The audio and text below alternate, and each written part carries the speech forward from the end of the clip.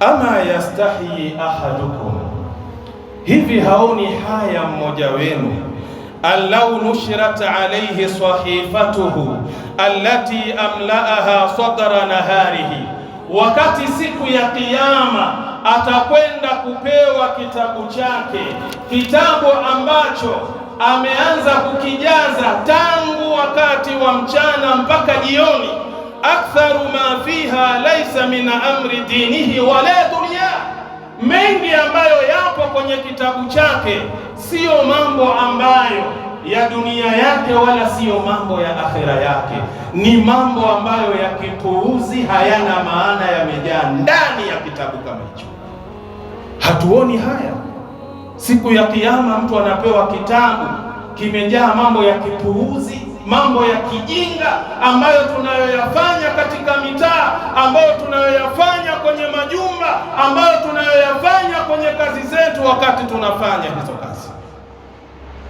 Wanukila an ba'dhi sahabati qala, na imenukuliwa kutoka kwa baadhi ya masahaba kwamba sahaba mmoja amesema, inna ar-rajula la yukallimuni bil kalami la jawabuhu ashha ilayya min al-ma'i al-barid ila ad-dama'an, hakika ya mtu ananizungumzia mimi, hakika ya mtu ananizungumzisha mimi, jawabu lake wakati nikilitoa baada ya kumsikia anavyozungumza ni zuri zaidi kushinda maji ya baridi kwa yule mtu ambaye mwenye kiu jinsi anavyohitaji.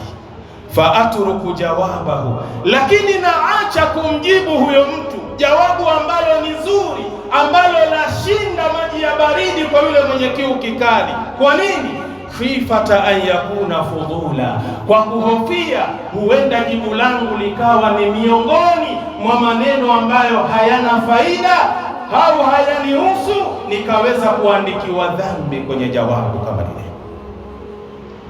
Angalia masahaba ridwanullahi alayhi, mtu amekuja kwake shekhi, anazungumza naye, wakati anazungumza naye anatarajia jawabu ambalo ajibiwe na huyu bwana, na huyu bwana jawabu lake yuko nalo, yale mazungumzo anayozungumza yule bwana, ambalo ni zuri na tamu zaidi kushinda maji ya baridi anavyoyahitaji yule mwenye kiu kikali.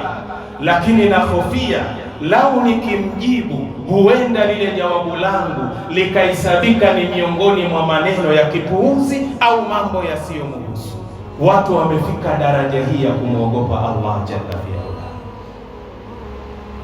Lakini sisi, mtu amekuja anakwambia umbea fulani, na wewe umbea ule unaujua, unaanza kufunguka shekhe, unaanza kumwaga mafaili, unaanza kuyafungua mafaili.